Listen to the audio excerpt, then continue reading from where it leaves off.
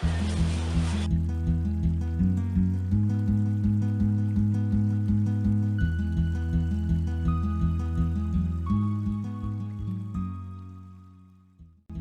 definition of food security is when all people at all times have physical and economic access to sufficient, safe and nutritious food to meet their dietary needs and food preference for an active and healthy life.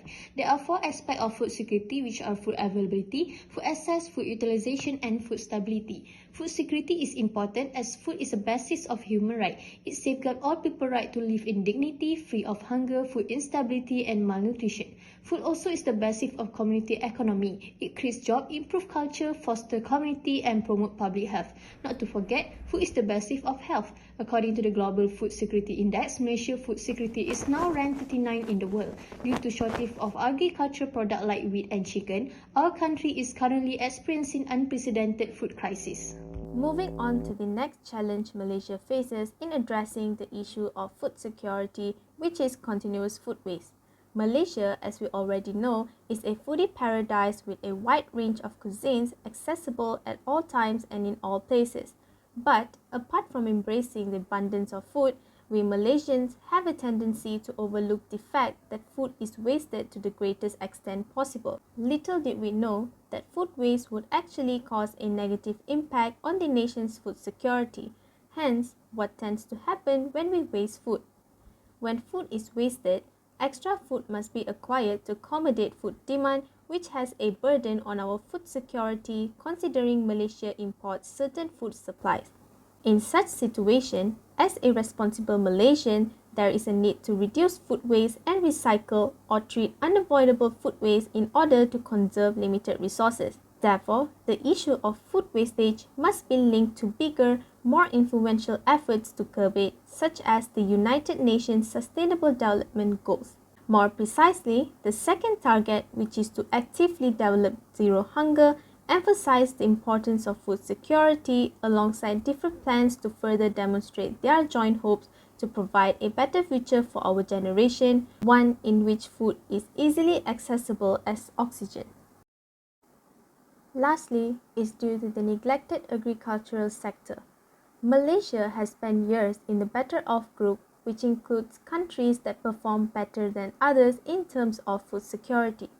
However, Malaysia has dropped out of the leading groups cluster in 2020, losing out on the natural resources and resilience category. The agricultural sector in Malaysia suffers from disparities in resource optimization. Palm oil, the country's most valuable commodity, has seen massive financial investment in its development. This is not the case with agricultural activities related to food production. The agricultural sector contributes 7.4% of Malaysia's GDP in 2020, with palm oil accounting for 37.1% or 36.9 billion ringgit, while food production, including crops, livestock and fishery, continues to lag with a net import of around 18 billion ringgit per year. In comparison to the huge size estates of industrial crops, there are very few commercialized farms that operate on the same scale. Due to the scarcity of land, most vegetable producers have turned to renting land from palm oil farms. Next, we will see how the government handled the challenges and how they have been effective thus far. Firstly, to combat the issue of food waste, from the supply side, the Malaysian Food Donors Protection Act 2020 policy, which was gazetted in 2020, had convinced many within the food industry to give out their surplus without fearing repercussions. This resulted in the Lost Food Project, a prominent non-profit organisation, being able to get more partners to donate food. The Lost Food Project has channeled over 1.2 million kilograms of surplus food, which is equivalent to over 4.1 million meals to vulnerable people with the help of major wholesalers, distributors and supermarkets in 2021.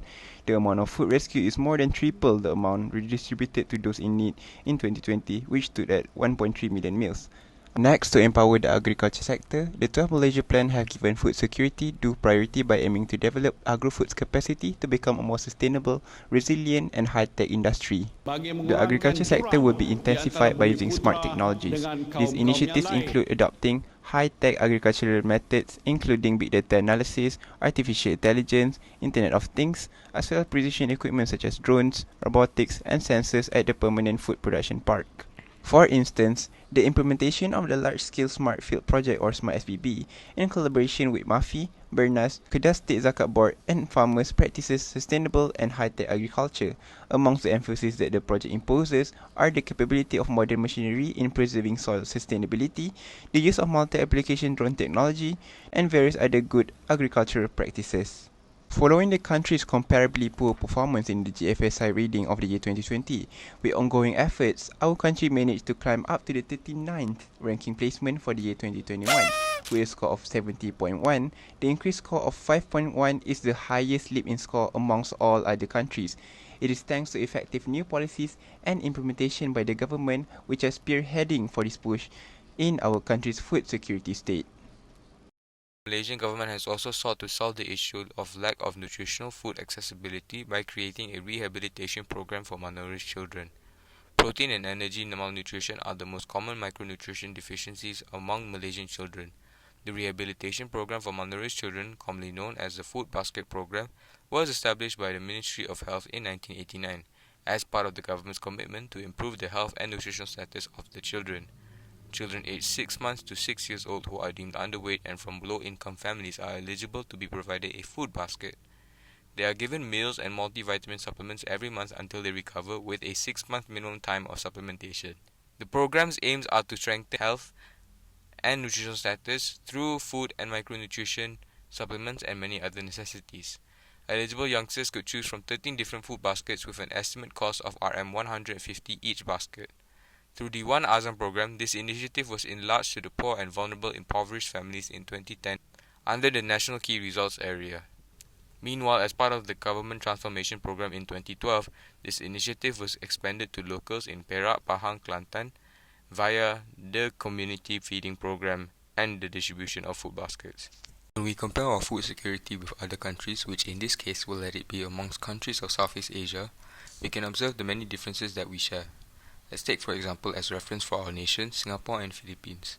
In the Global Food Security Index of last year, our overall rank is 39, behind Singapore who is 15, but in front of Philippines who sits at 64th place globally. In terms of food affordability, our nation obtained a score of 85.6, Singapore leading the race with 87.9, and Philippines falling behind at 74.3. However, the three countries are currently tracking back as each nation is encountering their own food crisis. In Malaysia, our food prices are skyrocketing, which applies the same to Singapore as well. Singapore's food availability, despite having little to no natural resilience in agriculture, is impressively the best in the world as at 2021. Both Malaysia and Philippines, however, even with their reputation in the agricultural sector, failed to uphold past achievements as at 2021. Both countries obtained a ranking of 36th and 67th respectively. As a worldwide religion, Islam recognizes the need of long-term food security for our humanity, particularly for the most vulnerable, the needy and destitute. Islamic law and regulation use a balanced and equal management approach. This method incorporates several viewpoints, including social, spiritual, resource availability, security, and institutionally associated perspectives. As Muslims, we believe in the Quran as our revelation. It comprises all the necessary management details and guidelines for all aspects of our lives. This includes this question of food security. In Quran, Surah 20, verse 119 to 120, Allah said, وَأَنَّكَ لَا تَظْمَأُ فِيهَا وَلَا تَضْحَى وَوَسْوَسَ إِلَيْهِ الشَّيْطَانُ قَالَ يَا آدَمُ هَلْ أَدُلُّكَ عَلَى شَجَرَةِ الْخُلْدِ وَمُلْكٍ لَا يَبْلَى. Islam establishes minimum rights in the form of 4-point charter by defining the basic needs which a state should procure: food, clothing, water, and shelter. Firstly, social and spiritual perception. All resources from Allah, including food, are meant for all His creatures regardless of their religion, and it does not exclude any of them. Allah also ensured that all His creatures will receive enough resources. Secondly, perceptions of food supply. As a Muslim, we should not waste any natural resource or being extravagant.